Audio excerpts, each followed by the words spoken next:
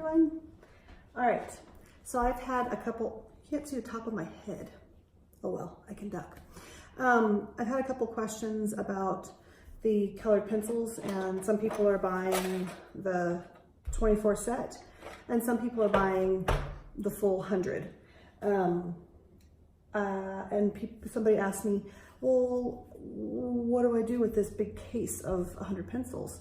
So I wanted to give you a couple ideas and what I've done in the past.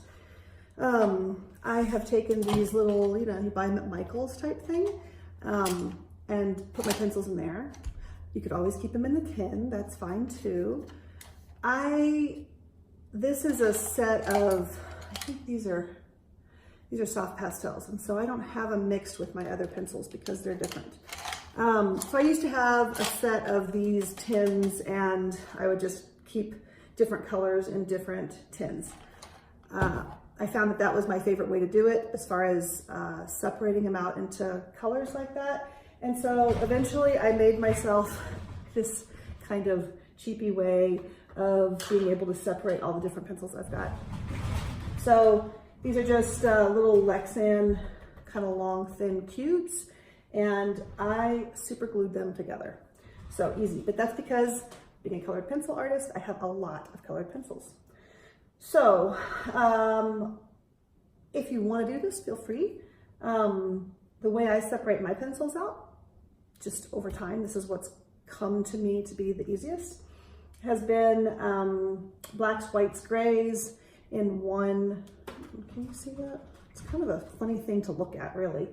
In one stack. You guys are going to have like a single row of these should you do them that way. So blacks, whites, grays in one thing. I've got naturals, light browns, things I'd use for portraits of people.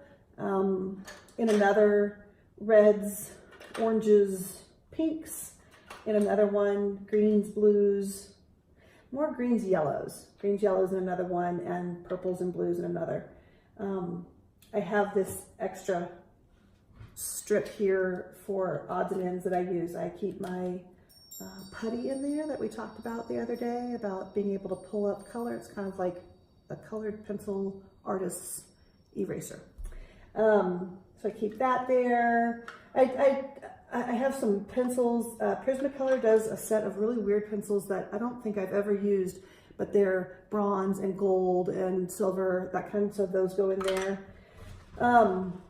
And so I have, the way I do it is a row of Prismacolor pencils. This next row is Faber-Castell. That's the next one. This next row is a mix of some different things.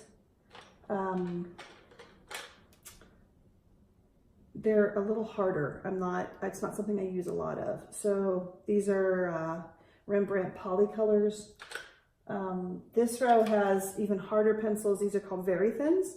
They're nice they don't have a lot of deep, rich color, but they're nice to have for really tiny, tiny details. And so you're not gonna have all these pencils.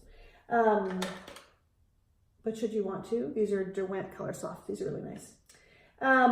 Yeah, so anyway, that's a way to do it. The, little containers is a way to do it. These, separating them out in this way, the way that I'm talking about is a way to do it. There's a lot of different ways. Kind of depends on how your little brain works and if you're OCD or a little tiny bit OCD. This morning I threw away a toilet paper tube and I thought, oh, that would be a way to do it. You could glue these together and set them up vertically and put your, whoops, okay, I'll take that one down. Put your pencils inside, or you could set them down horizontally. I can't get them, there we go. Make a little pyramid, right? And set them down that way. Either one would work. And then I actually still have my very special colored pencils. These. They are the highest light fastness colored pencils. And they still stay right in the tin.